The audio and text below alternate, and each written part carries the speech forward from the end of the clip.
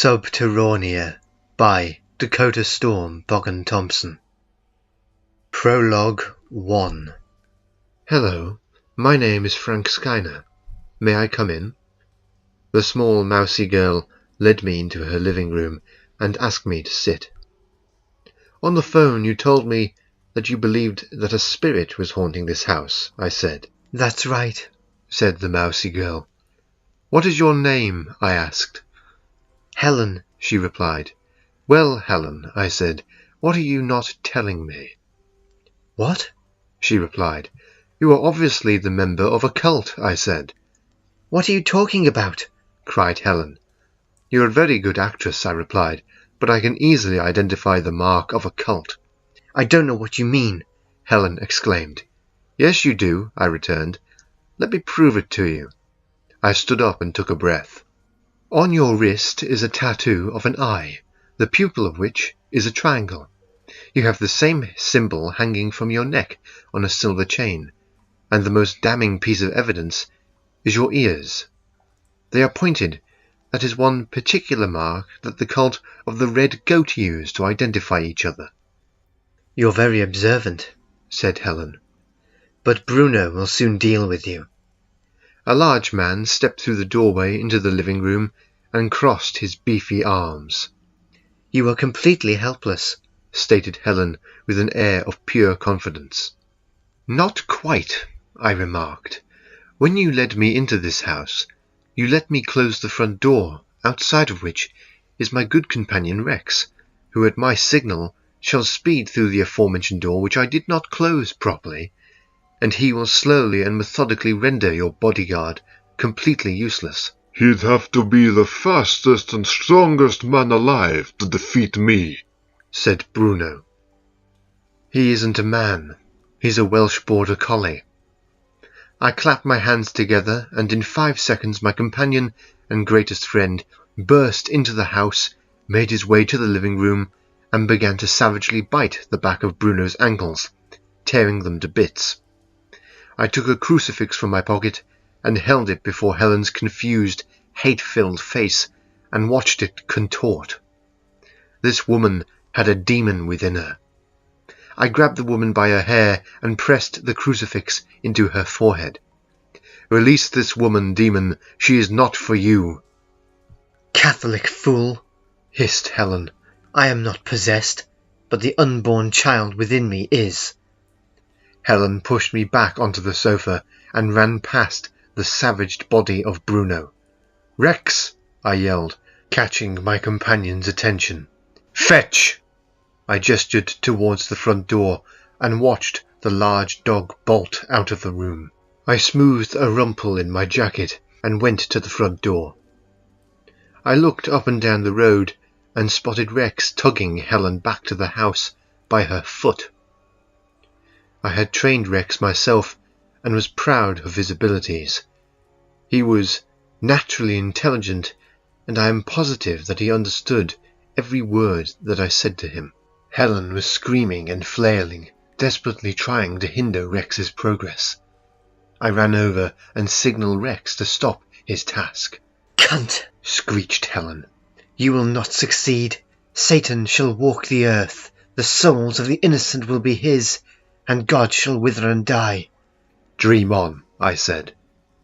I tore open Helen's button-up shirt and pressed the crucifix into her belly. Lord, let this child's soul be cleansed by your divine spirit. Let all of the forces of evil quiver as the demon that has corrupted this unborn child dies. Amen. My prayer complete, I watched as a thin stream of black liquid seeped from Helen's belly button, and she became limp. Rex had sat down and was watching me. I picked Helen up in my arms and quickly made my way back to her house. Bruno was moaning on the floor and had tried to reach the phone in the kitchen. After setting Helen down on the sofa, I dragged Bruno back to the living room and whispered into his ear. Tell your masters, wherever they perform their satanic activities, I'll be there in their dreams, their refuges, and I will crush them. Do you understand that, Bruno? The big man grunted in response. I left Helen and Bruno in the house and made my way home. When I went indoors, I found a letter addressed to me lying on the floor where it had been posted. I opened the letter cautiously and read it through. Dear Mr. Skyner, it has come to my attention that you are a master in the art of paranormal investigation. I have discovered a terrible threat which must be thwarted as quickly as possible. I believe that it would be wise if we joined forces in order to deal with it. Please meet me at 9 a.m. in Mablethorpe on Friday in the large car park next to the public house. I believe we met briefly at our party hosted by Mrs. Grabble in Harpenden about 5 years ago. If I remember correctly, a large man fell into a cupboard after slipping on a napkin that someone had dropped. Please do come. Breakfast is on me. Yours, P.S. I was somewhat surprised, but I did remember meeting someone who had a similar occupation to mine at Mrs. Grabble's party. I packed several sets of clothes into a large suitcase and collected together some of my more potent equipment that I felt may be useful. I slept for the rest of the day, with Rex curled beside my armchair. I had a long journey ahead of me the next day. End of Prologue 1.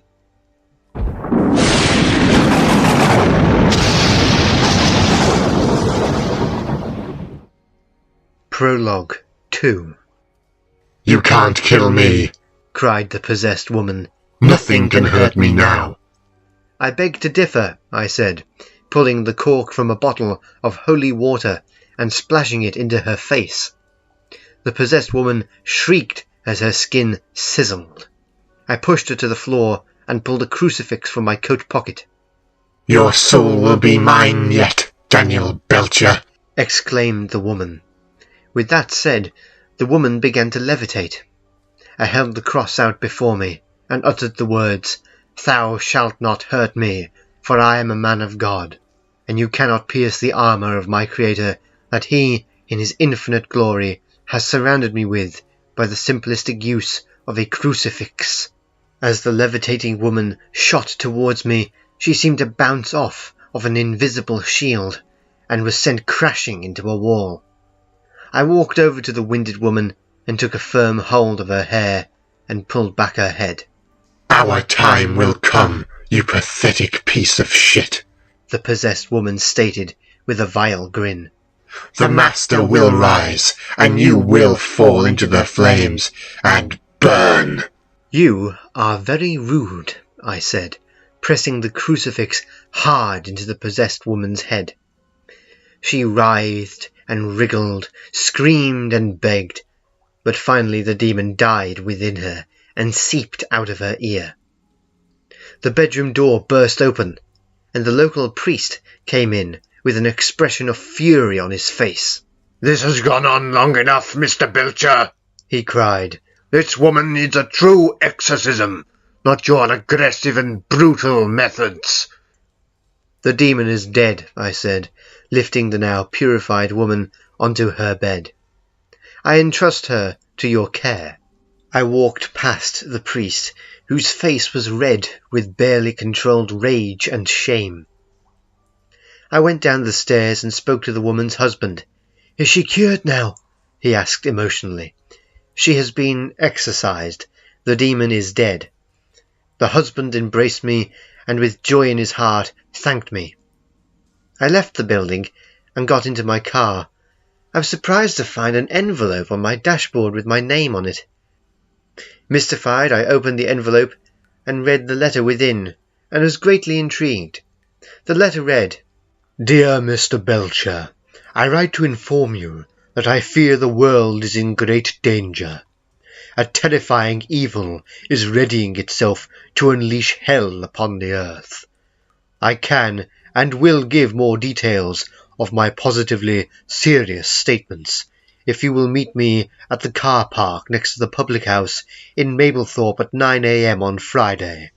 Breakfast is on me. Yours, P.S.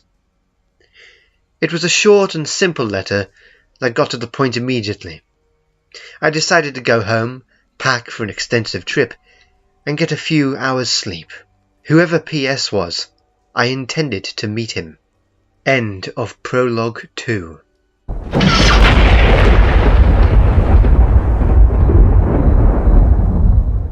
Act 1. It was raining. Such is British weather. I was waiting for my associates to arrive. I'd heard of their talents in various journals to do with the supernatural, how they had used their abilities to banish spirits and perform pagan exorcisms. Max, my faithful canine companion, was lying in the back of the car, fast asleep. He was the biggest Rottweiler that I had ever seen, and many others said the same thing. From what I had read, Mr. Skyner also owned a dog, a border collie of exceptional intelligence. I don't believe Mr. Belcher was in possession of any animals, but that is unimportant. I was sitting inside my Citroen Safari when they arrived. One of them was driving a Bristol 406, while the other was driving a Rover 80. I had not personally delivered the letters to my two comrades-to-be. I had employed a crow to do it for me. I thought that it would be quicker, and it most certainly was. I only hoped that I wouldn't be looked at as some sort of crank. Max's head appeared beside mine. He had been roused from his slumber by the rumble of the old car engines. I couldn't blame him. They were particularly loud. I watched them park up, and once their engines were turned off, I got out of the car and led Max out of the back to stretch his legs. The two other men got out of their own cars, Mr. Skyner following suit with his own canine companion. We all walked over to each other, and for a moment studied each other's faces and build. Skyner was broad and powerful, with a square jaw and a scar on one cheek. Belcher was not quite as broad, and was slighter in frame than him. Oddly enough, we were all around the same height, 6 feet 2 inches, give or take. "Nice cars," I said. They thanked me and complimented my own. "What's this all about, then?" asked Belcher. "Your PS." "I am indeed," I replied. "My name is Patrick Sycamore. I do believe that we should get some breakfast and tea. While we eat, I can explain exactly what is going on." "Fair enough," said Skyner. "I'm starved." We made our way to the public house and went to a table. I bought us each a bacon sandwich and a cup of tea. I had Earl Grey, while the others had Darjeeling. "You said that you'd explain why you needed to speak with us," said Belcher. "I did indeed," I returned. "The world is under threat from an evil that is merciless in the truest sense of the word. What I am about to tell you is not a story, but a fact. Buried history unearthed. Wolf Von Kaechele is a German war criminal and is possibly the most dangerous man alive. He was one of Hitler's best men, but he was also an old associate of Kaiser Wilhelm II and many other previous dictators.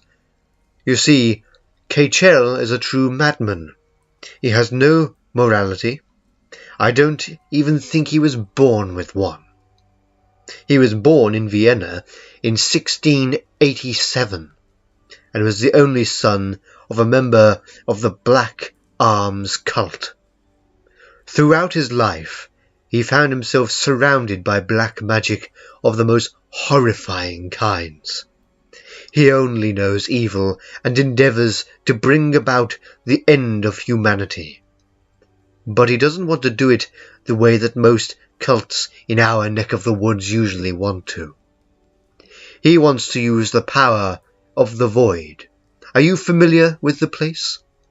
My two acquaintances shook their heads and waited for me to continue.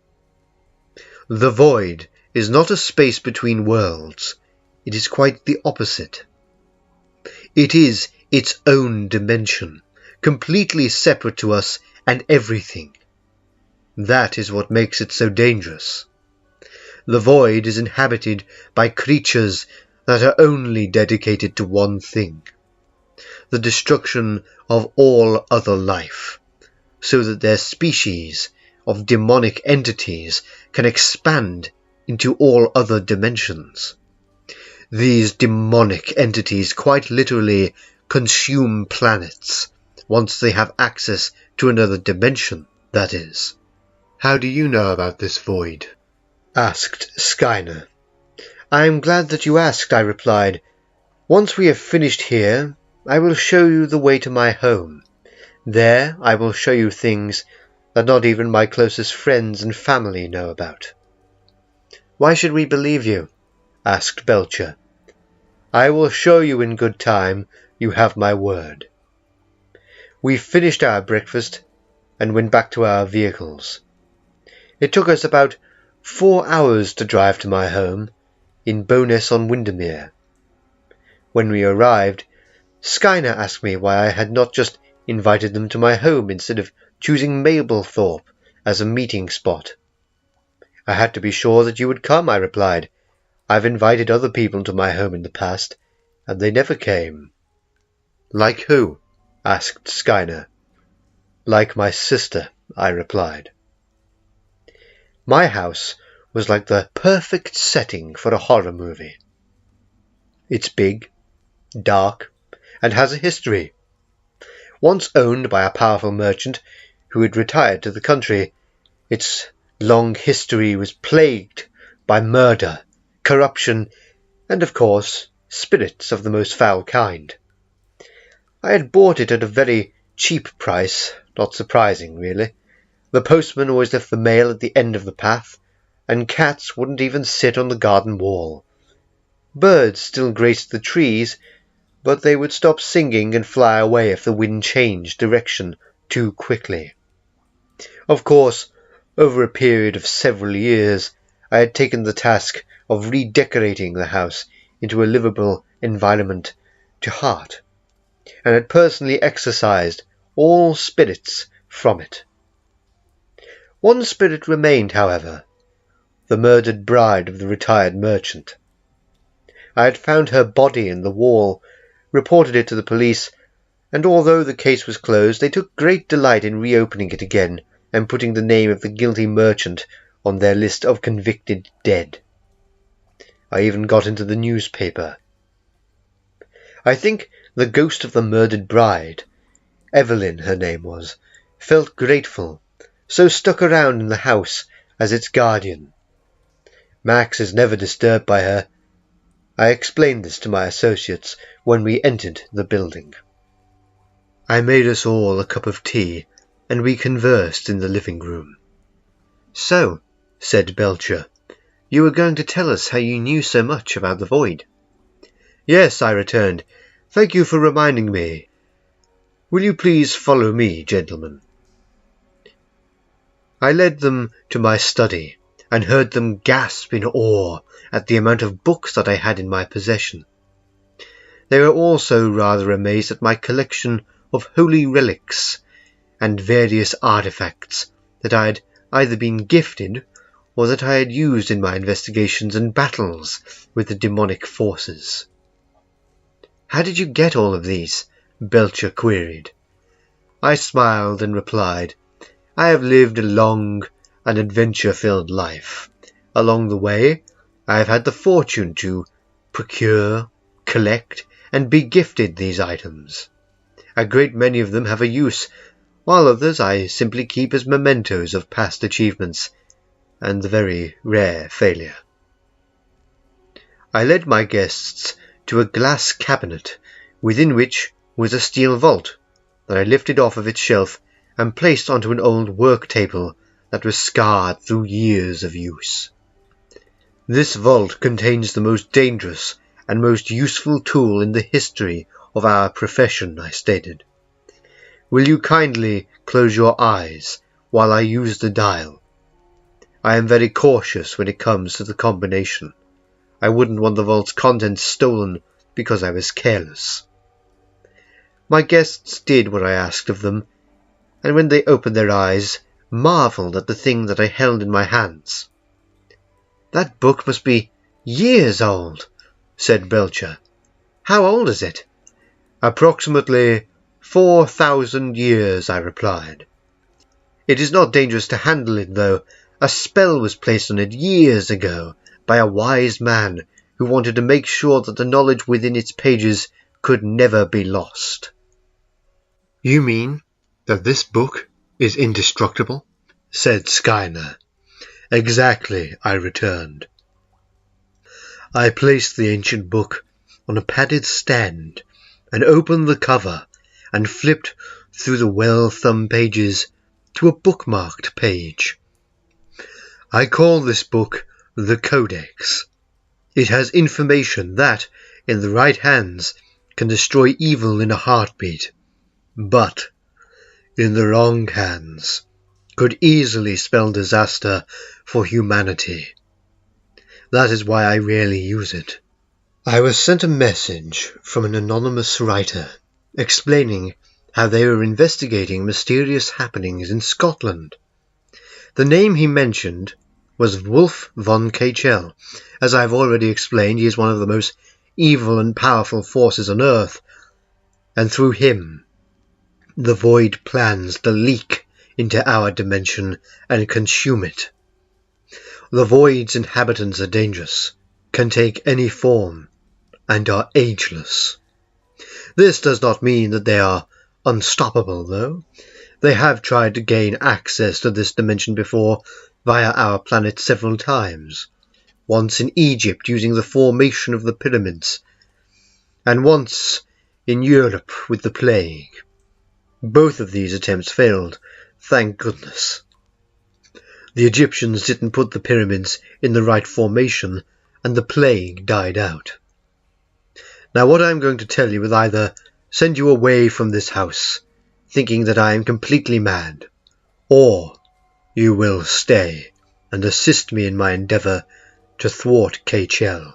In Scotland there are tunnels and massive caves, within which the portal resides. This portal, though small, could be expanded to let through the void. Kaechele doesn't know it yet, but he is going to end this universe. He has already absorbed enough power to raise the dead and suck the souls from the living with his will. For many years he has managed to preserve himself through the sacrifice of virgins and through the use of the portal, which has the ability to slow down the aging process, if used correctly. Before he used the portal to maintain himself, though, he used a form of occult skin grafting, and his body has patches of flesh of various size mixed with his own. Hitler was the last man to see him. How do I know this? Because I am in possession of his journal from 1945, which contains not only the events of his meeting with Kaechele, but also a photograph of him. I need you to help me. If you don't, then I will try to stop him myself. I'll probably die, and then you would eventually have to try yourself, by which point he'll be too powerful to stop. "I'll help you," said Skyner. "I seem to know the name Kaechele from somewhere in my past." "I'll help you as well," said Belcher. "You've presented us with nothing but facts, so I have no choice." "Thank you," I said. "I am forever grateful.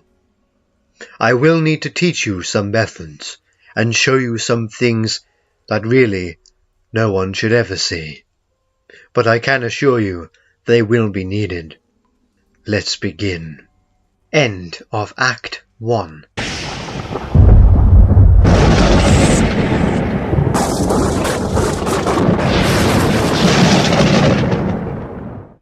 Act 2. Over the course of 3 weeks, I taught Skyner and Belcher a number of various methods that could be used for fighting the forces of the void. I taught them how to detect whether or not they were being deceived by the void. The codex contained the information within it, and so, with no small amount of paranoia, I allowed them to study its pages. I forced their minds to memorize every word on the subject of the void. At the end of the 3rd week, I asked them to fill in a questionnaire, and they both passed with flying colours. We were ready to thwart the evils of both Wolf Von Kaechele and the void. Gentlemen, we will soon set off on our task. If we succeed, then we will have saved not only the human race, but the entire universe and all of the mysterious life that lives within it. But if we fail, the universe will be condemned to darkness and evil for all of eternity. Am I understood? My 2 comrades nodded in agreement, and I continued. From here we will drive to Scotland, to a mountain called An Sokak. There we will go deep into the bowels of the earth via a dangerous cave system. We will not require ropes or hiking equipment. I believe that it will be easy to gain access to the tunnels via an opening situated in a sort of well in the ground. This well is filled in with bushes and grass, but behind them lies the entrance to the tunnels. You are probably wondering how I know all of this. Well, I'll tell you. I picked up an old, rolled-up map from the table that I was standing next to and opened it up for my friends to look at. This map was made by a member of the MacBurls clan.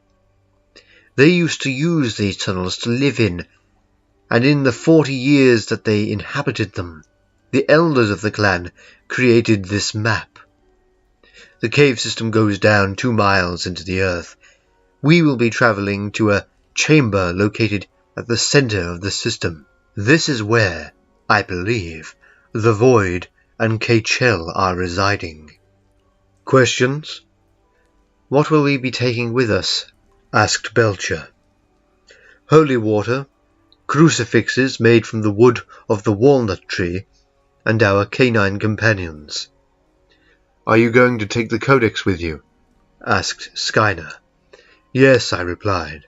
The codex will be of particular importance. Within it lies the incantations to close the portal of the void. I suggest you have your cars serviced and you purchase tents. This will be the most dangerous experience of our lives. Now, let's pack. We'll meet back here at my house in 2 days' time. I have several walnut wood crucifixes which I will give to you when you return. The air of the quiet room was shattered by the sound of breaking wood. Max began to growl, as did Skyner's dog Rex. It would appear that our adventure is beginning immediately, I said. I'd pull your rosaries out of your pockets and get ready to fight. After arming ourselves with these holy objects, we walked up to my study door and prepared to repel the intruder. The study door exploded in a shower of splinters, and through what was left of the doorway, a huge, lumbering thing of twisted flesh and exposed bone came. Jesus! What the hell is that thing? Gasped Belcher. That, gentleman, is an ogre from the Welsh slate mines. Unfortunately, this particular ogre has become mutated, and by my guess, Kaechele had something to do with it. How do we kill it? Belcher asked. There is only one way to kill an ogre that I know of. Force it to swallow a crucifix of any kind. I think it's trying to say something, said Skyner. We listened intently to what the ogre was trying to articulate. Sycamore.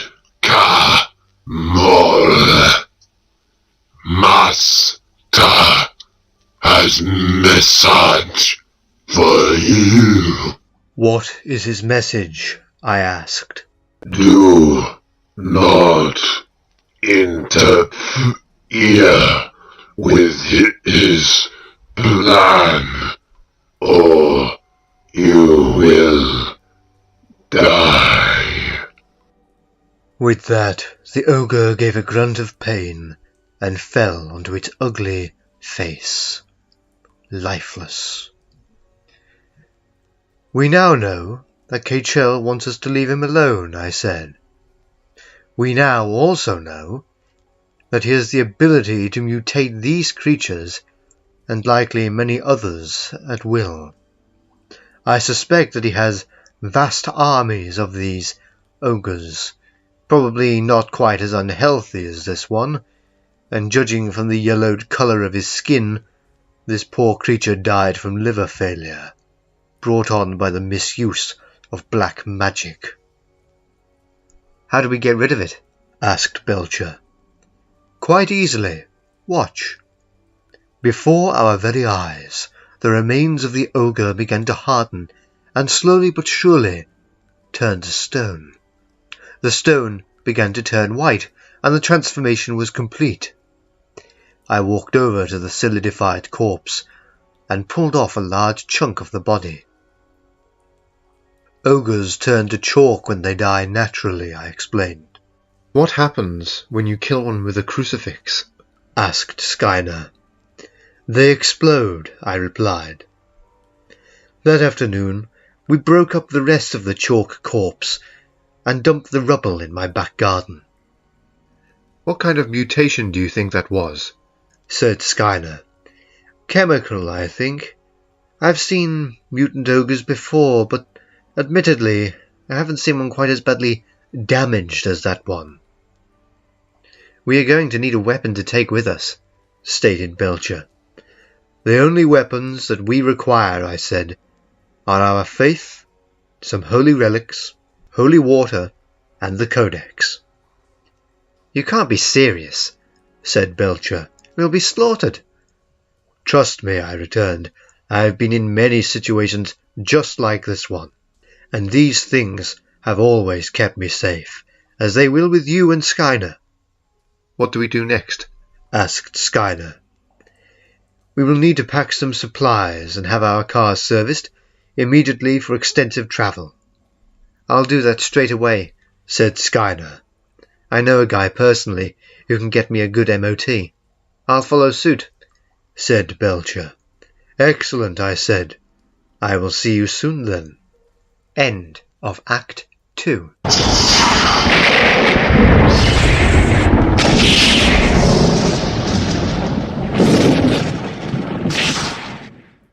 Act 3. While Skyner and Belcher prepared for our journey, I had my car serviced and packed several sets of clothes ready for an extensive trip. I also packed a very old knife that I had found on holiday in Peru. I had seen its handle poking out of the ground in a mass of reeds and vines. I had researched the knife and discovered that it was the weapon that had been used by an obscure Aztec leader to kill the last of the bog giants. I also had a pleasant gift of red roses delivered to me by a flower company. My sister had sent them as a belated birthday gift, and I put them in a vase on my mantelpiece. They really did give life to the room. Skyner and Belcher arrived on a Tuesday and told me that they were ready. I got into my car and we set off for the mountain of An Sokak, which is located about 3 miles from the A93 road, which goes from Perth to Braemar. It's not the biggest mountain in the world, standing at the height of 3,097 feet. I was more concerned with how deep we were going to have to go underground. It took us several hours to reach the lay-by that I had marked on their satellite navigation systems, and we were all greatly relieved to find a tea van that had set up its trade in it. When I went to get us some tea and cupcakes to refresh ourselves, I asked the man inside whether or not the police ever came by the area. "No, nae police ever come by here. Nothing goes on. There hasn't been an accident here in over 10 years. None I've heard of anyway." "Excellent," I said.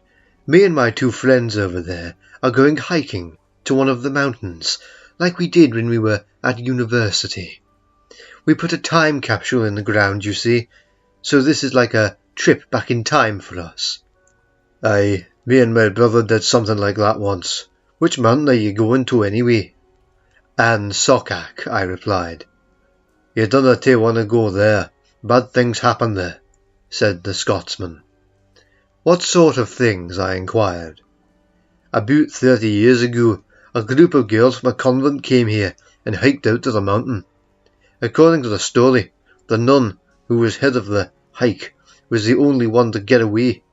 Anywho, she said that the mountain and Sokak had swallowed up all the girls and not even left a shoe." "That sounds terrible," I said. "Did they ever find any of them, dead or alive?" "No," replied the Scotsman. "Not a trace." "What happened to the nun?" I asked.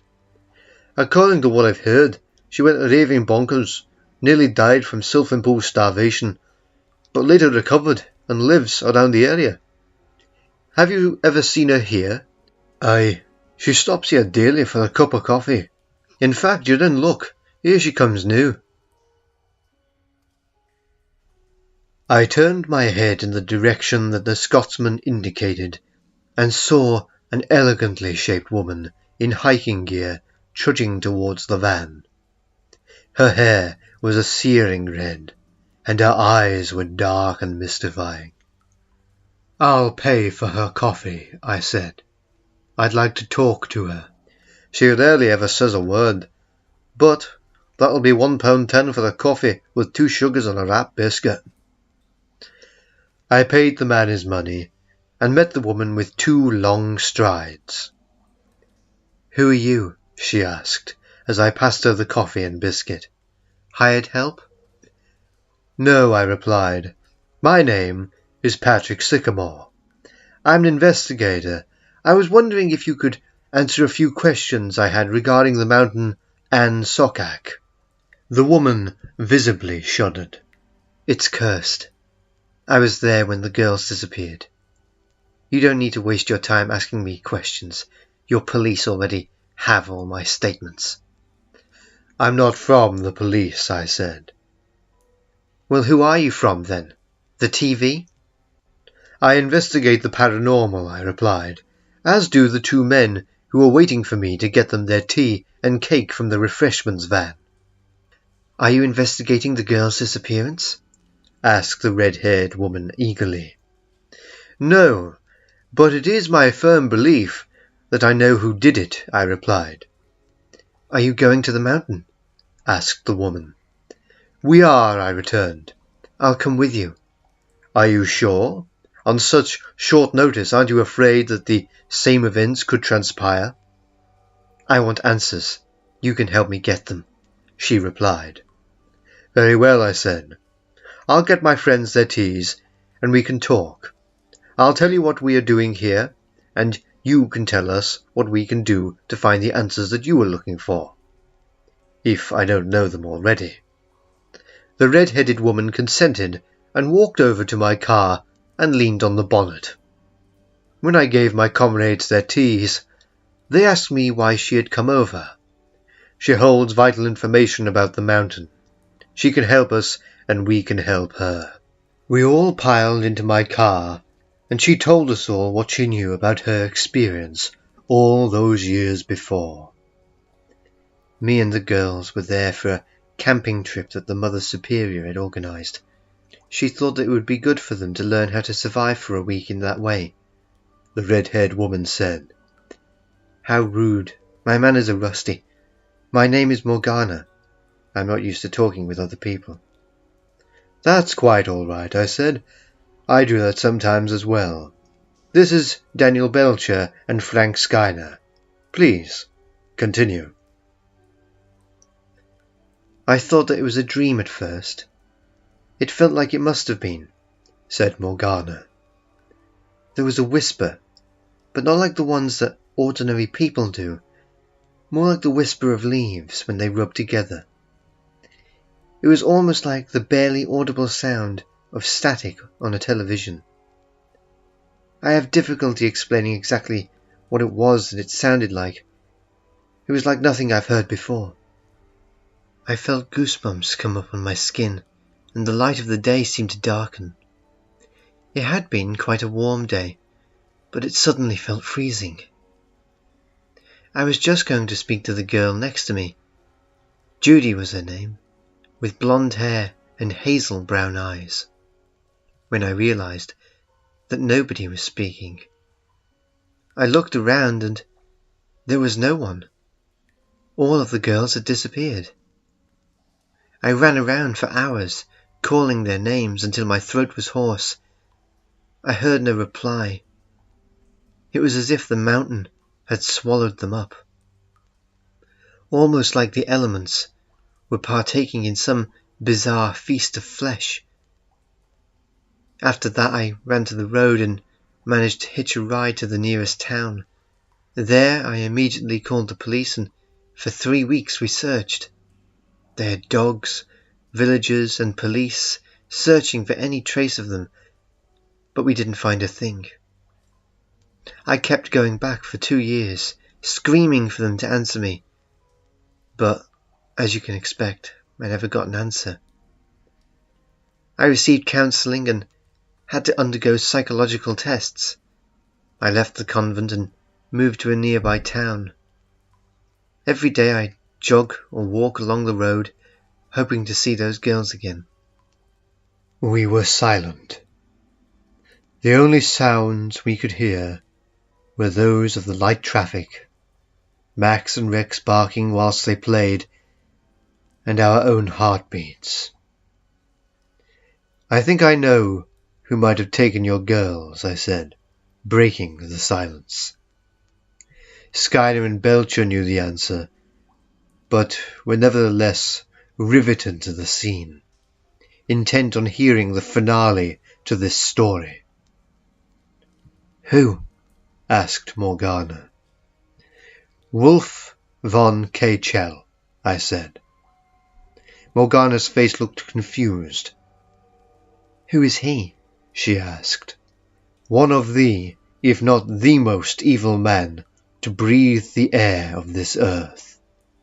He is the Grand Master of 1,000 cults, the mastermind of hundreds of thousands of schemes, and lives for one thing: the destruction of all of humanity.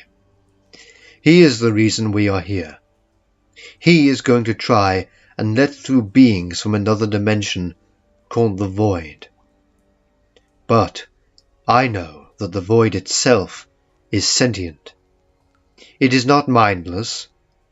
It already has a minor portal within the tunnels beneath the mountain.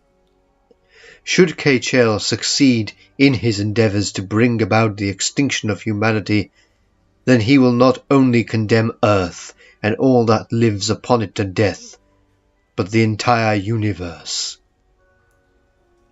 I believe that he is going to try to absorb some of the power of the Void and become the most powerful being on Earth. We have to stop him before he gets to that phase of his plan. I want to help, said Morgana. How can you, though? I asked. I still entrust myself to the Lord. I left the convent, but not the church. I do charity work. I'm still a nun. What type? Asked Belcher. Carmelite. I sat back in my seat. It had been a long time since I had been in the presence of a Carmelite nun. They hold great power and are one of the most powerful forces of good on the earth. Do you have a rosary? I asked. Yes, Morgana replied. It is in my pocket. Then you can come with us, for you are under God's protection, and in your presence so are we." "When do we begin our hike?" asked Skyner. "Immediately," I replied. End of Act 3.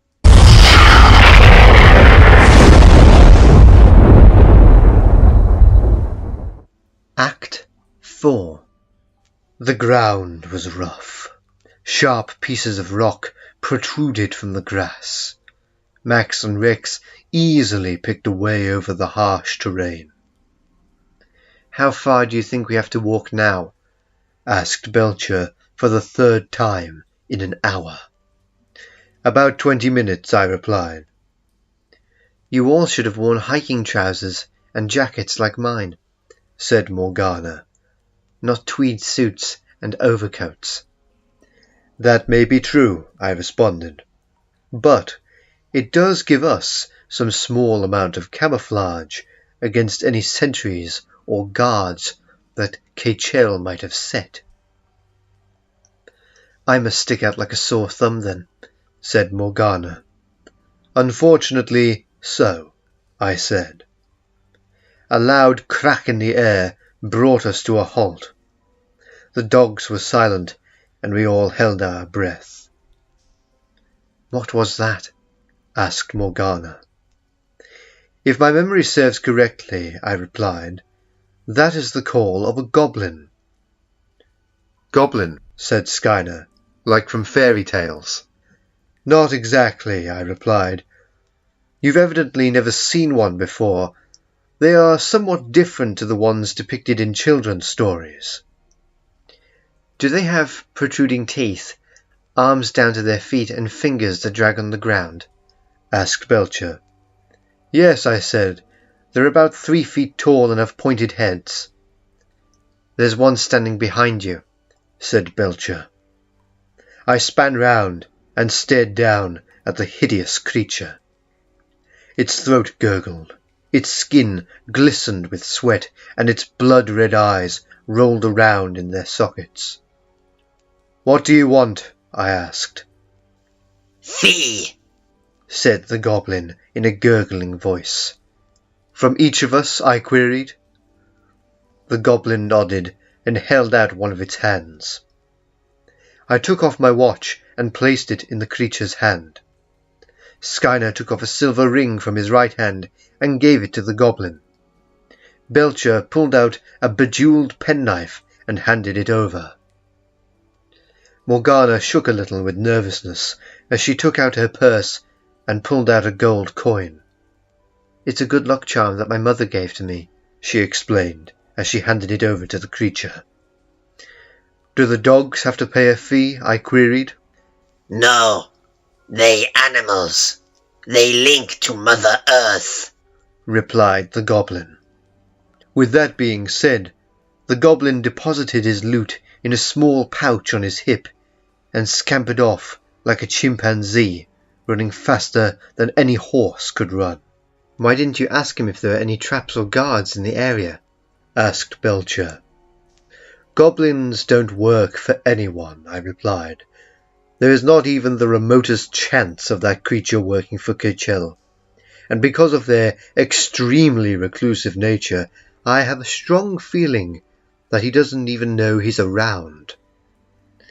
"How can you be sure, though?" said Belcher. "We could be heading into a trap, and that goblin could tell Kaechele where and when to spring it." "I've had many experiences with goblins. They don't work for anyone in the world, only themselves. They won't even work for each other." "Are they traders?" asked Morgana. "They are," I replied. "They will trade information and occasionally objects if you have something that they like." "How do we know that Kaechele hasn't traded something with the goblins in the area, and that they won't tell him that we're coming?" said Skyner. "Although I can understand your concern," I said, "we are safe. He asked us for a toll, which means that we are on his land, and that he is unaware of anyone else on it, and beneath it." "Are you sure?" asked Belcher. "Positive," I replied. We should get moving before it's dark. We need to set up our tents.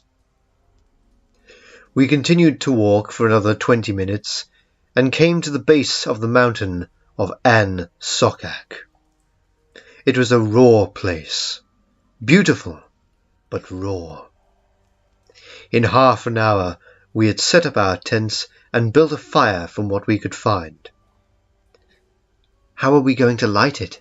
asked Morgana.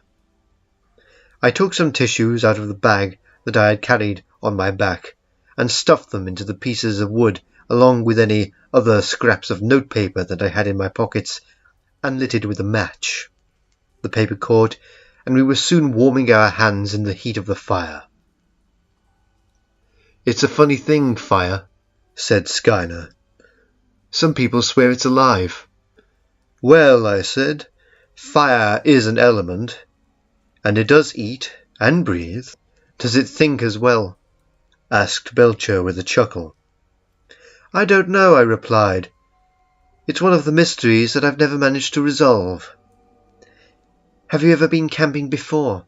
Morgana asked me. "Yes," I replied, "when necessary." My hair stood on end. The sound of static filled the air. Max came to my side. "It's happening," said Morgana, her voice muffled by the static sound. The colour drained away. Everything went black and white. "Everyone, join hands," I said. "Why?" asked Daniel. "Don't ask silly questions. It'll become evident."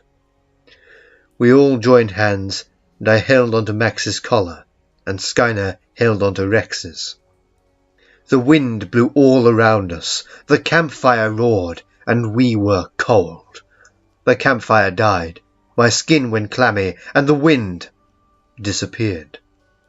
I could not see my companions, but I could hear them. "What's going on?" queried Belcher. "Where are we?" said Skyner. "We are within the tunnels," I said. "How can you tell?" asked Morgana. "Listen," I replied. "The sound of our voices is echoing off of the walls. I can hear water dripping, and if I'm not mistaken, I can hear bats fluttering and squealing." "Have we sunk into the ground somehow?" asked Skyner. "No," I replied. "That is an impossibility. We have been teleported. Through some sort of magic, we, and I suspect our belongings, have been transported underground, and, by my guess, we are not alone." "What makes you say that?" said Morgana. "So many questions," I said. "Listen." We fell silent. In the distance, perhaps 100 feet away, the sound of heavy breathing could be heard. "Do you think it's another troll?" asked Belcher. "Yes," I replied. "I do believe so." "What do we do?" asked Morgana. "Nothing," I replied. "What do you mean, nothing?" said Belcher. "That beast could attack at any moment." "It won't," I said. "It will leave in a few minutes." "You seem very sure of yourself," said Skyner. "I've done this many times," I said. "Trolls don't have the best hearing in the world, but they are experts at detecting vibrations in the ground. So long as we don't move, it will not investigate us. It doesn't even know we are here." "What about Kaechele? Does he know that we are here?" asked Belcher. "Indeed," I replied. "He has to control the magic that transported us here." "Listen," said Morgana. "The breathing has stopped." I listened hard and confirmed what Morgana had said. We pulled torches from our pockets and looked around the tunnel. Our tents and backpacks had been transported with us and lay in a heap, from which I retrieved the codex in its armoured box. My comrades collected their own weapons against evil, and we set off down the tunnel at a comfortable speed. We reached a fork in the tunnels, and I pulled out the map that, if we lost, would doom us to death. I hunted around the mouths of the tunnels until I found a marker engraved into the wall of one of them. I looked at the map, found the mark, and decided to take the opposite tunnel. "Do you know what is down the other tunnel?" asked Skylar. According to the map, it's an empty chamber, a dead end. I have a strong feeling that the trolls would use it for sleeping in. "How can you be sure?" asked Skylar. The people who made this map engraved certain marks and copied them into it. The symbol for the chamber is a circle, and one of these was engraved into the side of the tunnel mouth. We carried on for about 45 minutes in silence, Max and Rex barely making a sound as they padded along beside us. We at last came to an immense chamber filled with the remains of people, bones, equipment, clothes, shoes, and even desiccated flesh. "I need to look for my girls," said Morgana. "They could be here." "If they are here, then they are dead," I said. "There is no need to look for them." "What if one of them is still alive?" said Morgana. "Then they will not be here." "Why are you being so heartless?" said Morgana, stifling a sob. "Because we are on a mission," I replied. "If the tunnels do not cave in at any point, then we can come back and search. I'm sure the police would be very interested to search through these tunnels as well." "What if one of them is still alive?" said Morgana. "Then, as I said before, they will not be here." "Where would they be then?" asked Belcher. "My best guess would be near the portal," I replied. "Why there?" asked Belcher. "Because it is what I would do," I returned. "What do you mean by that?" said Morgana. "The portal feeds on death, especially those that are brought about through ritual sacrifice.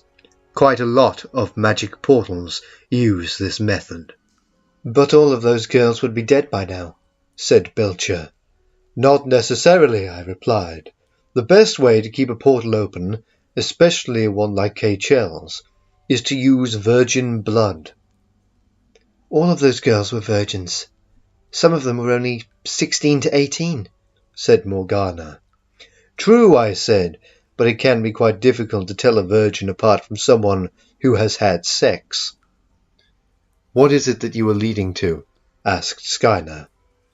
"If Kaechele wanted a constant flow of virgins at, let's say, 9-month intervals—" "Dear God preserve us," said Belcher. "The penny drops," I said. "You're saying that Kaechele could have kept those girls alive to give birth to children that would be sacrificed en masse?" "It's a possibility," I replied. "Let's hope that that possibility doesn't become an actuality," said Belcher. We continued down the tunnels, occasionally stopping either for rest or to avoid detection by a heard yet never seen monster. We continued on like this for 5 hours. Our nerves were frayed, our foreheads sweated, and although none of us admitted it, we were scared. Scared that all of a sudden a beast could swipe one of us away. Scared that one of our dogs would cry out as its neck was broken. Scared for our lives. "We should take a break," said Skylar. "I agree," I said. "We can have one of those chocolate energy bars in my rucksack." I was about to announce this event to the rest of my comrades when a gust of wind blew in my face and a voice spoke. "Well, well, well," said the voice. "Mr. Sycamore, I see you have obtained 2 more hunters of demons and a nun. Do you really think that you and your little squad of pathetic mortals can defeat me?" "I think we stand a good chance," I replied. "On a scale of 1 to 10, where do you think your chances lie?" "A firm 7.5, I replied to the voice. A fine estimate, said the voice. You are ambitious, yet practical. We shall see what your capabilities are. Who are we? I asked. Me and my minions, of course, replied the voice. I heard a sharp hiss, like that of a snake, and told everyone to stay very still. I summoned Max, and Skyner summoned Rex. We waited. Something very large and heavy walked past us. In the torchlight, I saw that it had the body of an immense man, the claws of a lion at the end of each finger, and the head of a Komodo dragon. One bite from the beast, and any of us could be sure to die a very slow and painful death. The two dogs seemed to sense this fact and remained quiet. The beast passed us by and disappeared down a small side tunnel. We are in over our heads, stated Belcher. That may be true, I replied, but we must continue our endeavour for the sake of humanity. Can you hear that? Asked Morgana. Hear what? Asked Skyner.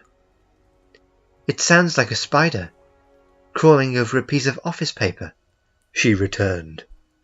We listened in tense silence to the sound of crawling. One moment it was close, the next it was far away. A loud noise behind our group alerted us to the fact that some beast had arrived to attack us. We flashed our torches onto it, and were appalled.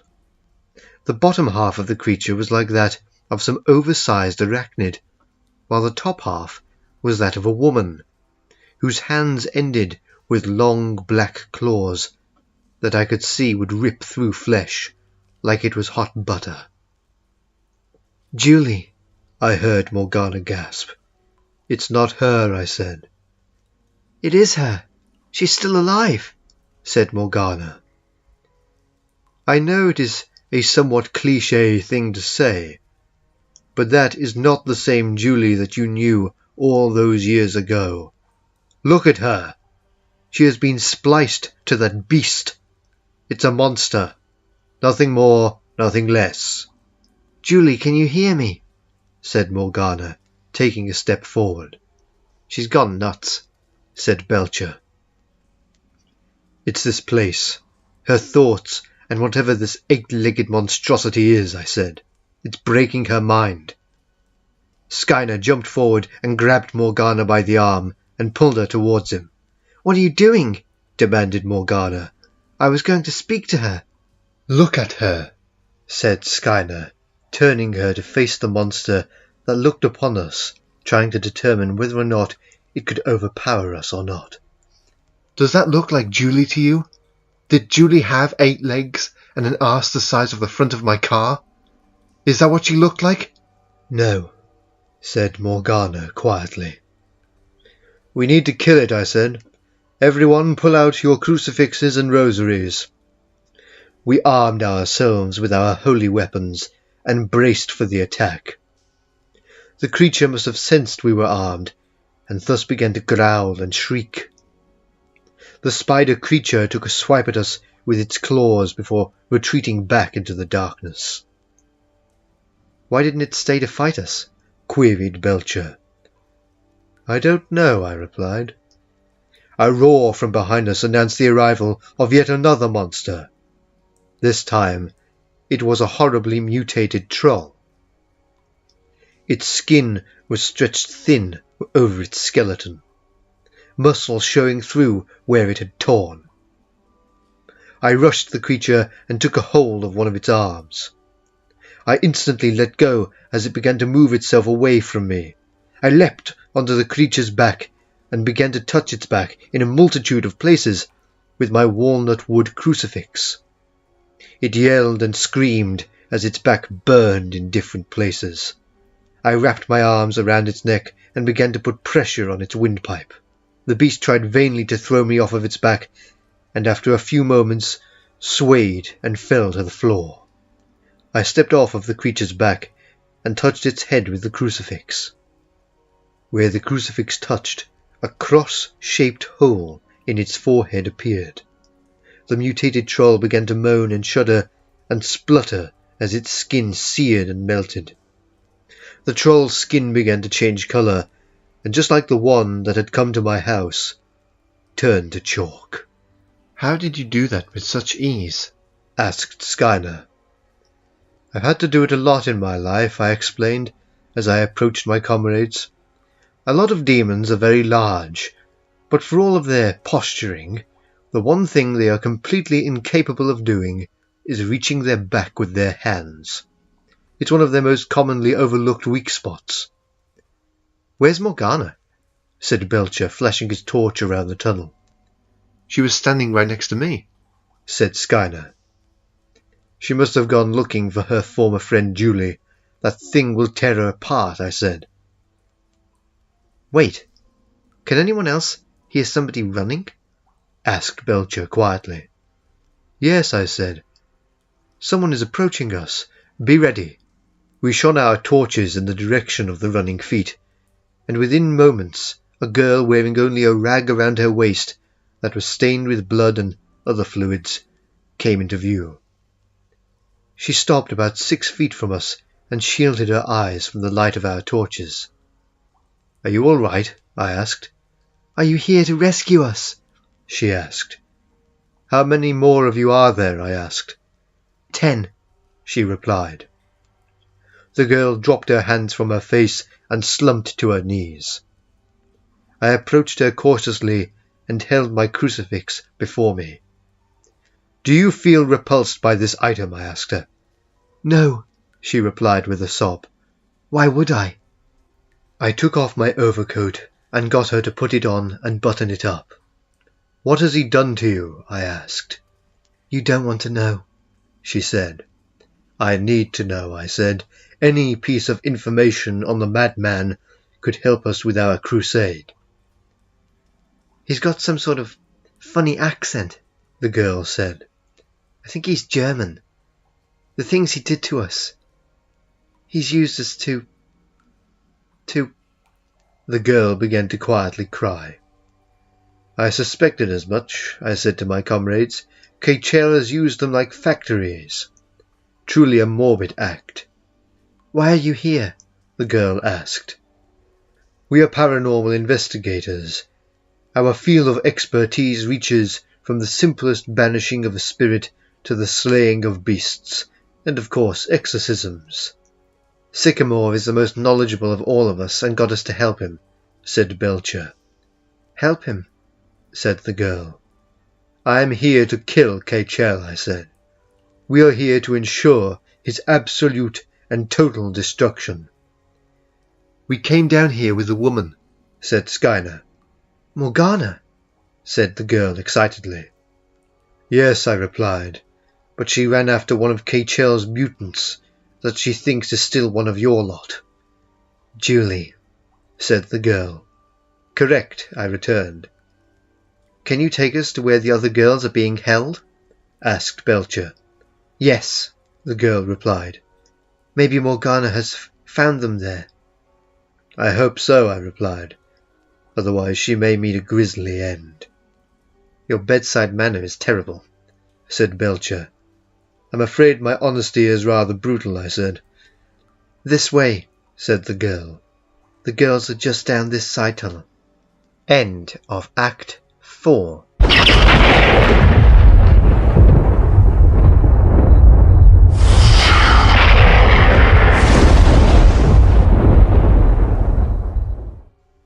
Act 5.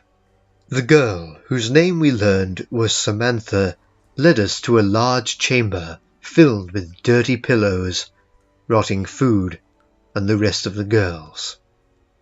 One of the girls came towards us and slapped Samantha on the cheek, sending her reeling to the open arms of Belcher.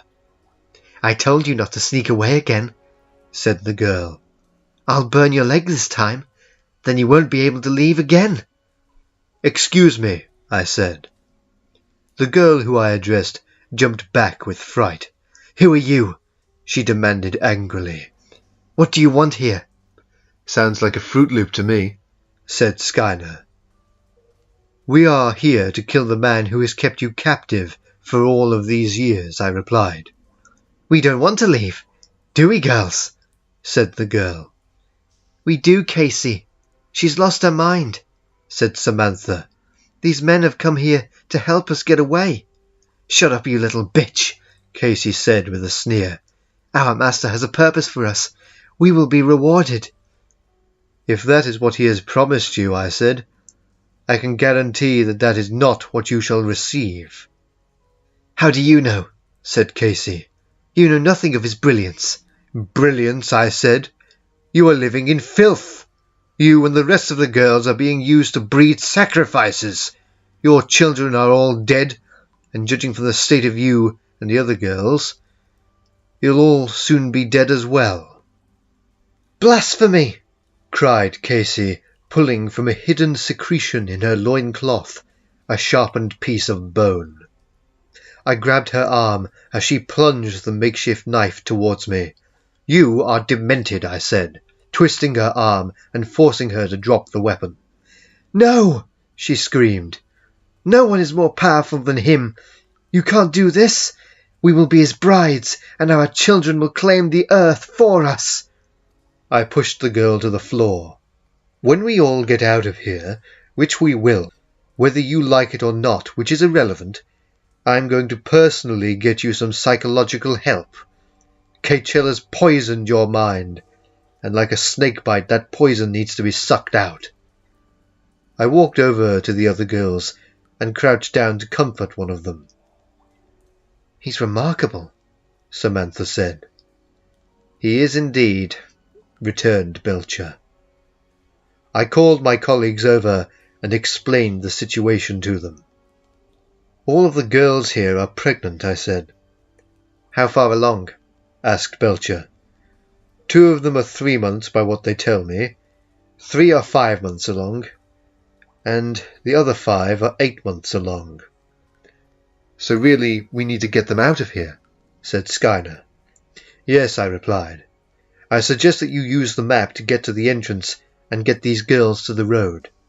"Sycamore," said Belcher, "have you noticed that these girls still look like they're in their teens?"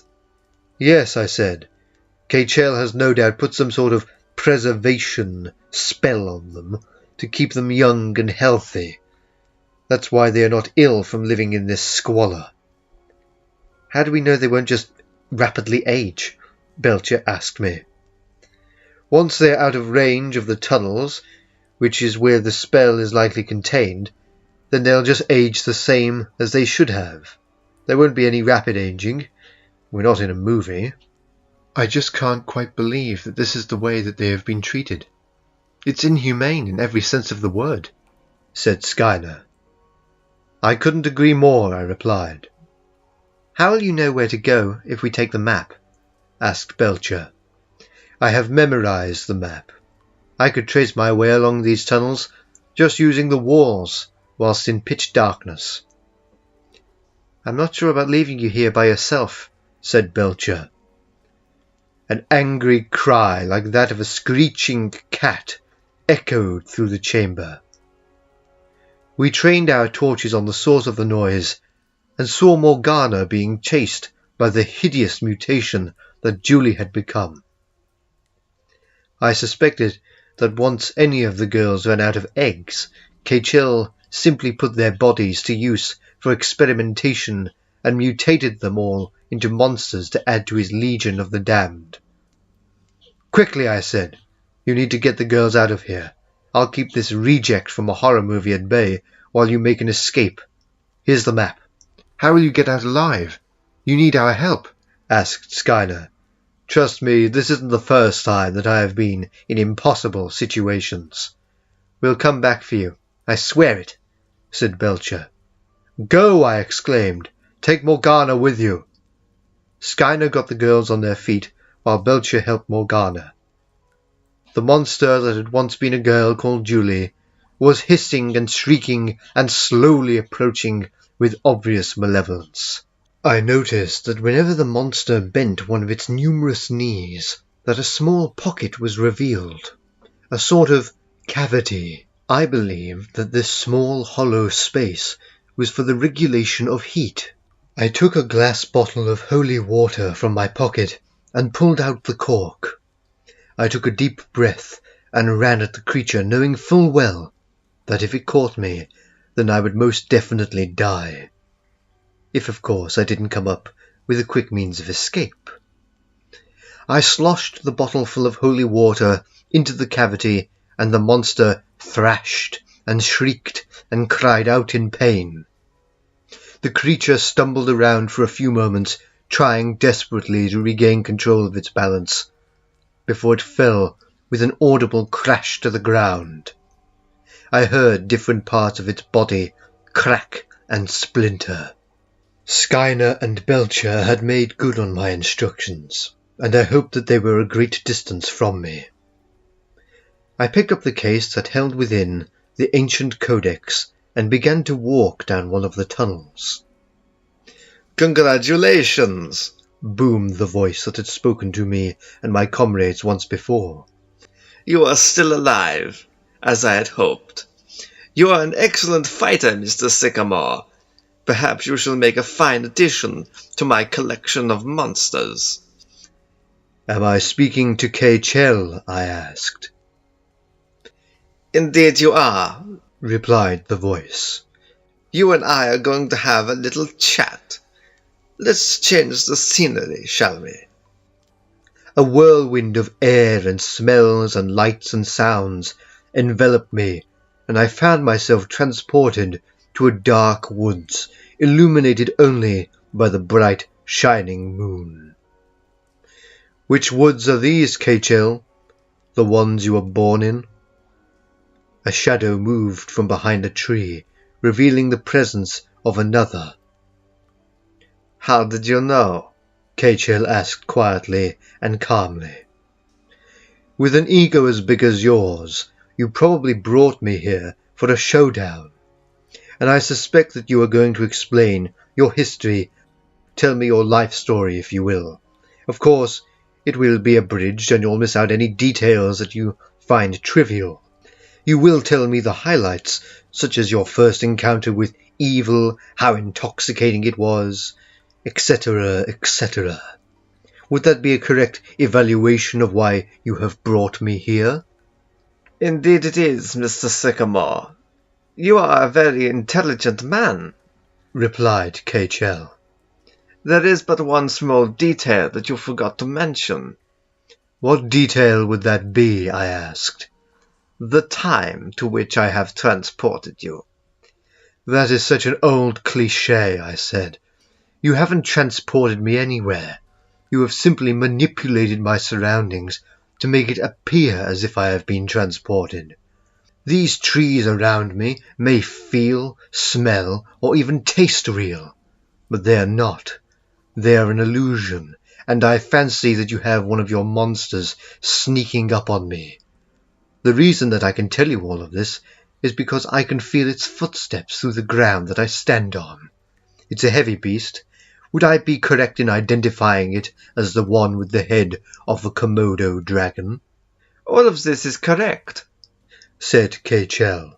"You are truly an amazing opponent, but my beast will slay you in just a moment." "You are wrong," I said. "I know from which direction the beast is coming from, and can easily move out of its way, should it leap towards me. I might not be able to see it, but it would be too hard, even for you, to hide its smell and the movements of the air that it would cause as it moved to attack me." "How you know all of this, I do not know," said Kaechele, who had stayed hidden in the shadows during our conversation. "But everything you have said so far is entirely true, and I cannot find error." The whirlwind of air and lights returned, and I was unsurprisingly revealed to have never left the tunnel. "You will find me at the end of this tunnel," said Kaechele's voice. "Continue onwards for 15 minutes. The monster will accompany you." I felt the beast's breath on the back of my neck, and in the light of my torch watched it take up a slow trot alongside me about 8 feet away. "I don't need a guide, Kaechele," I said. "Here's a sort of security," said Kaechele. I walked on for about 15 minutes and came to the end of the tunnel. It appeared to be a dead end, but I noticed that there were large, rusted hinges and a deep crack in the centre of the wall. I felt around for a handle and found it to be one similar to a doorknob, except it was made from a very small human skull. I shuddered at the thought of its origin. "Scared, my dear Sycamore?" taunted Kaechele. "Far from it," I replied, "simply disgusted with your choice of doorknob." "Understandable," said Kaechele. "Please, come in." I opened the door and entered into a chamber of horrors. I had never seen such a heinous room. Lining the walls of the chamber were the taxidermied bodies of hundreds of babies, each with a small brass plaque telling from which year they were from and how long they had lived. On large stained wooden tables lay the still living bodies of several women. They had been vivisected, and each lay in different stages of the process. Some were simply split open, while others still had their skins peeled back and their organs exposed. Strangely, though, there was no smell of death and suffering. It was masked heavily with the odour of lavender. Such a contrast was strange. I wondered if Kaechele was preparing these women's bodies for becoming monsters. "Well," said Kaechele, walking out from the shadows, "what do you think of my laboratory?" "It's heinous," I replied. "It's inhuman, disgusting, vile, filthy, and yet is perfectly sterile and completely free of the odour of human suffering." "A perfect description," said Kaechele, with a leer on his grotesque patchwork face. "You do not seem disturbed by it, though, and you are not frightened by my appearance." "I shall indulge such emotions at a later date," I said. "Right now I have one thing on my mind. Your destruction." "Now really, Mr. Sycamore," said Kaechele. "surely you know that I am not here in the physical form, but am in fact projecting myself here for your benefit." "Oh, but you are here," I said, "for I can feel your footsteps on the concrete floor." "You are, of course, correct," said Kaechele with a small bow. "How you are so in tune with your surroundings, I do not know." "Let's just say it took me a long time," I replied. "You cannot stop me," stated Kaechele. "I have become more powerful than you can possibly comprehend." "If that is true," I responded, "then you shall have no trouble in holding my crucifix." "Certainly," said Kaechele, taking the crucifix that I held out to him. The evil man held it firmly in one hand and smiled. "See," Kaechele said, "I am unable to be harmed by the instruments of God." "So it would seem," I replied, taking back the crucifix. "Perhaps you would like to try something else," said Kaechele with an ugly grin on his hideous face. "Indeed I will," I returned, "when I feel that the time is right." "You don't have long to live," said Kaechele. "What makes you think that you will have the time to attempt anything else?" "I am curious to see the rest of your progress in what I personally consider to be obscene magic." "I see," said Kaechele. "I will allow this, for it seems reasonable to show you, seeing how it is your last request." "We'll see," I said. "Very well," said Kaechele. "As you yourself said earlier, I have a large ego. and I suppose that I can indulge it in showing off. Follow me, please. Kaechele turned on his heel and strode towards a dark doorway, through which he disappeared.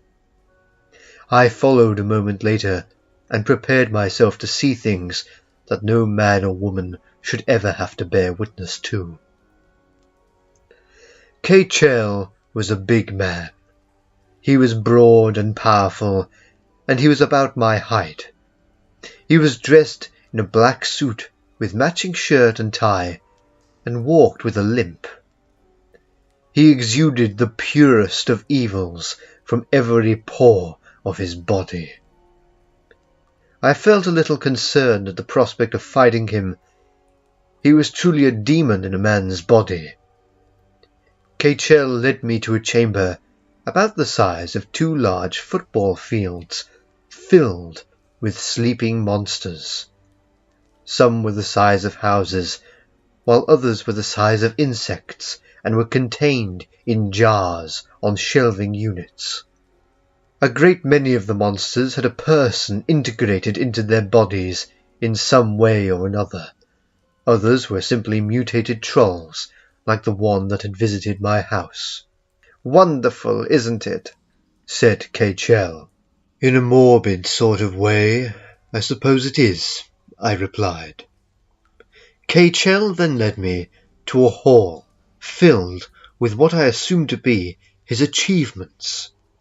There were mummified bodies and screaming heads on pedestals, and hairless rabbits feasting on scraps of human flesh. All in all, it was an appalling sight, but I held myself together. I would express my emotions later, when I was alone. Are you ready to see my crowning achievement? Asked Kaechele with barely veiled excitement. I have seen everything else, I said. I suspect that this will be the most horrifying of them all. You have no idea, said Kaechele. The man of evil opened a small doorway in a wall and walked through. I followed and beheld a sight that even I gasped and shook at. Kaechele had led me straight to the portal. More evil poured forth from its oily black and rippling surface than any produced by Kaechele. Beautiful, isn't it? Said Kaechele. Tell me, what do you think of my work? Kaechele pointed out the rim of the portal, and I was horrified. Melted together were the screaming, stretched bodies of over 40 people, their hands waving around, trying to grasp at anything they could use to end their misery, but there was nothing. They screamed as one, begging for mercy, begging to die. There were thick seams of putrid flesh where they had been connected. I designed it myself, said Kaechele. I love looking at it. It relaxes me when I'm stressed. I swung round and punched Kaechele hard in the stomach. He doubled over and I heard him laugh. You fool, he said. I am indestructible. With that being said, he leapt at me with supernatural power and forced me to the floor. You have no idea how long it has taken me to get this right, said Kaechele, frothing at the mouth like some rabid dog. I will unleash the ancients upon this world and be their ruler. All shall live in fear of the name Kaechele. I'll infect the universe, and no one will be able to stop me. I am known for not using strong language, you madman, I said. But I feel that this is one of those occasions. What do you mean? Asked Kaechele. You are the most absolutely psychopathic, mentally damaged prick that I have ever had the misfortune to meet. I hit out at Kaechele and brought the full force of my fist onto the side of his head. "You shall become one of my monsters, I swear it!" yelled Kaechele as he fell to the side of me. I jumped up and looked around me for a makeshift weapon.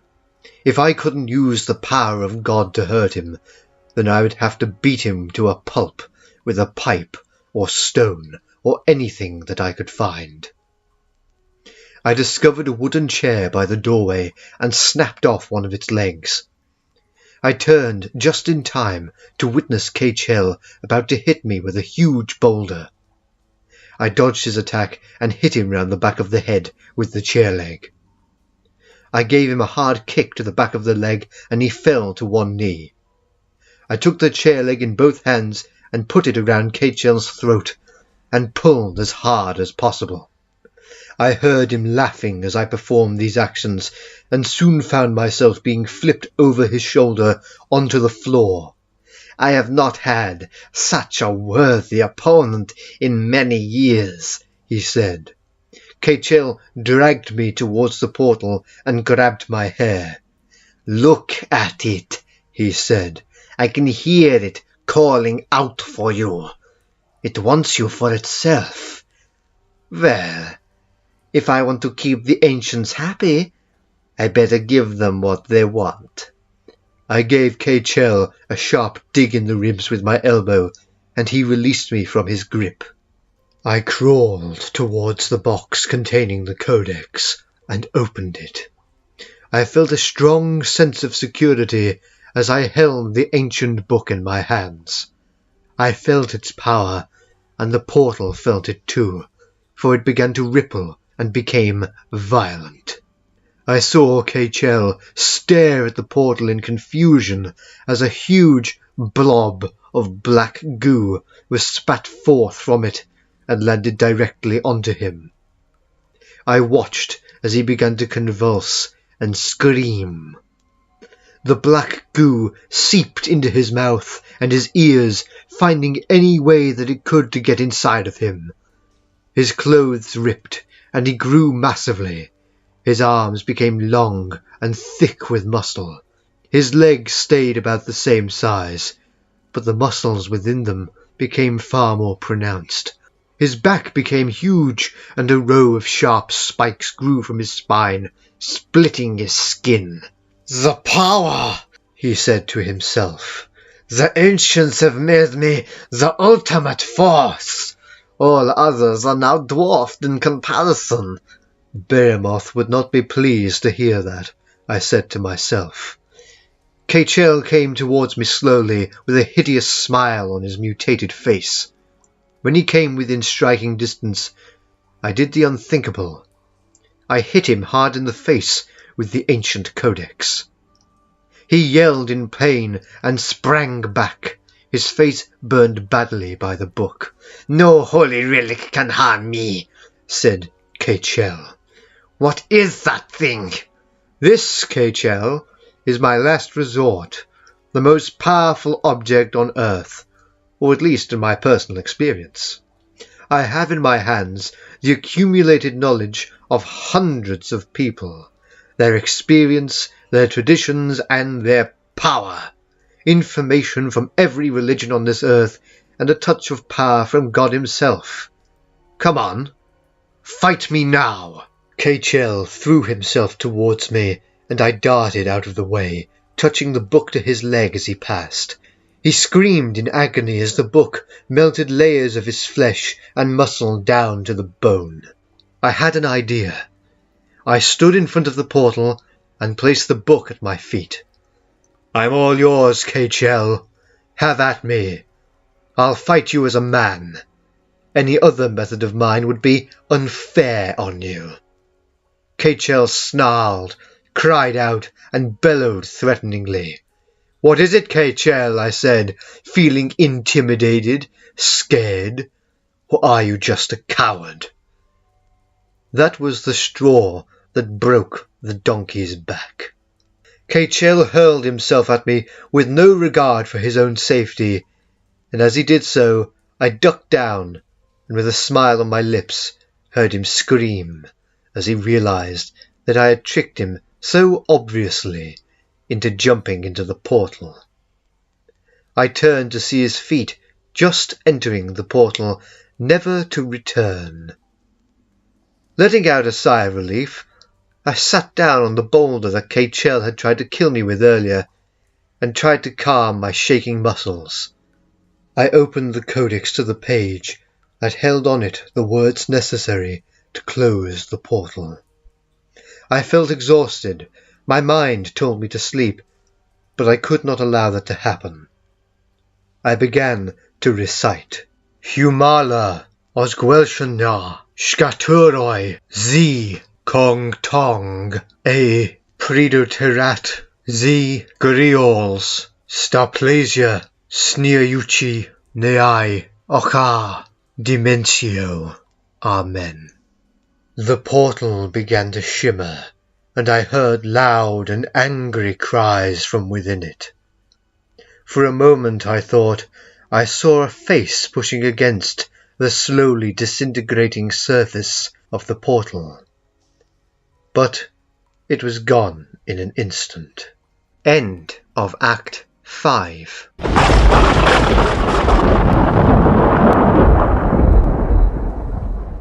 Act 6. I began my long, subterranean hike back to the surface, passing through Kaechele's halls and theatre of monsters, all of which had calcified and would, at a touch, turn to powder.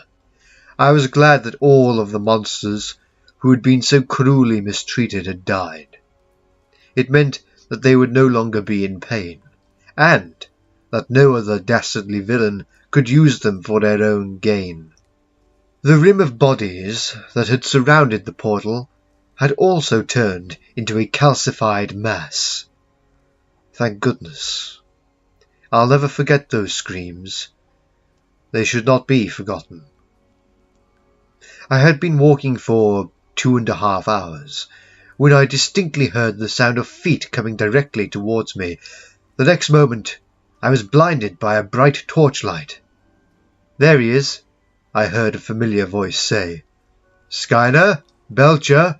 Is that you? I called. Are you all right? Skyner asked as he came within touching distance. I'm still alive, I replied. After what I've been witness to, though, I may never be quite the same again. What do you mean? Belcher asked. Kaechele had created a huge army of beasts, and the portal had warped his mind beyond madness. He was not human anymore. He was nothing more than a demon that hell would not have welcomed. Sheesh, said Frank Skyner. We're about half an hour away from the exit. You okay to walk? I am perfectly capable, I replied. What happened to the girls? Are they safe? They're fine, answered Belcher. We called the police and left them in the hands of that Scottish roadside cafe owner and Morgana. Did you encounter any of Kaechele's beasts? I asked. One, replied Skyner. It was ugly as anything, but you were right about getting on their backs. Once you do that, they're completely unable to fight back. When we exited the tunnels, I found myself in the presence of a crowd of policemen hunting around the area. Are you all right, sir? Said one of the officers. A little bruised, I replied, but I think we'll live. There's an ambulance by the roadside cafe, said the policeman. You can get medical aid there. Is there anyone else around here that we need to search for? In the tunnels, I replied. It's an absolute labyrinth down there. There could still be people down there. There's plenty of bones. You'll need a team of professional cavers for a proper search. Here, said Skyner, pulling a piece of paper from his overcoat pocket. This is an ancient map of the tunnels. My friend gave it to me to help us find our way. You might be able to use it to search the caves. Thank you, sir, said the policeman, who quickly left our company to find his commanding officer. They'll ask us for statements, you know, Belcher said as we walked towards the road. We'll simply have to tell the truth, said Skyner.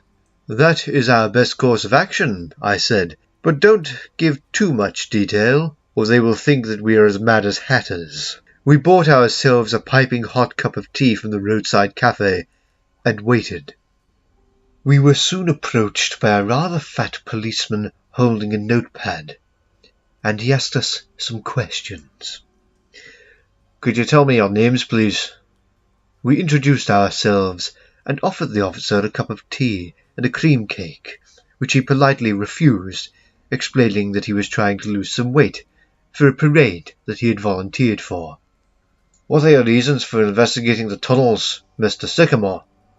We are enthusiasts for the paranormal, investigators, if you will. It's sort of a hobby.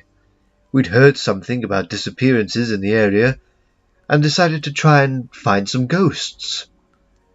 What can you tell us about the caves, Mr. Belcher? They're very dirty. They don't smell very nice, and it's very dark. Personally, I think that some sort of criminal was keeping those girls in there. Only God knows the reason. Did you see any criminals at all? Asked the policeman. No, replied Belcher. I heard some voices, but they could have been our own echoing around the tunnels. Mr. Skyner, a couple of the girls have been talking to us and claim to have seen monsters and believe that they were imprisoned by someone going by the name of Kaechele. Would you know anything about that? I'm afraid that I have no knowledge of anyone by the name of Kaechele. Perhaps this was the name of their captor. I think I heard one of the girls say the name a short time ago, but I haven't heard of anyone called that previous to now. What about the monsters? Queried the policeman. They could have heard sounds like those made by rats and thought that they were something bigger. We also had our dogs with us. They could have mistaken their barking for the sound of some beast, but I didn't see any monsters. A girl joined us on our expedition, Morgana. Where is she? I asked.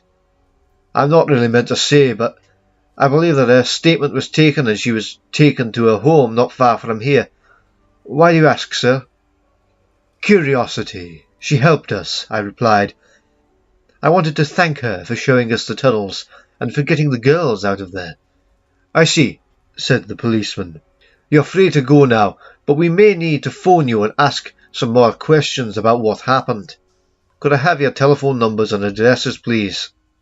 We gave the fat policeman our contact information, and he left us to finish our hot beverages. That was a nice cup of tea, I commented. We should work together as a team, said Skyner. That way, no supernatural threat could be powerful enough to fight us. I strongly disagree, I replied. If we are together, then we are in even more danger than we are when we work alone. But surely no one would want to pick a fight with us, said Skyner. The opposite is true, said Belcher. We'd be at the top of every demon's and malignant entity's to-do list. We should keep in contact, I said, but only ever come together when one of us believes that it is truly a threat to humanity. I hope we see each other soon, said Skyner. I think that we work great together. I hope we never see each other ever again, said Belcher. Next time we meet, I said, we could be going up against truly anything. Let's go our separate ways for now, and may God protect this world from any threats that wish to harm it. We shook hands with one another, and after spaces of 10 to 15 minutes, we left. As I drove home with Max asleep on the back seat, I wondered what threat could or would bring us three back together, but decided that it was wise to not dwell on it, lest it encouraged events.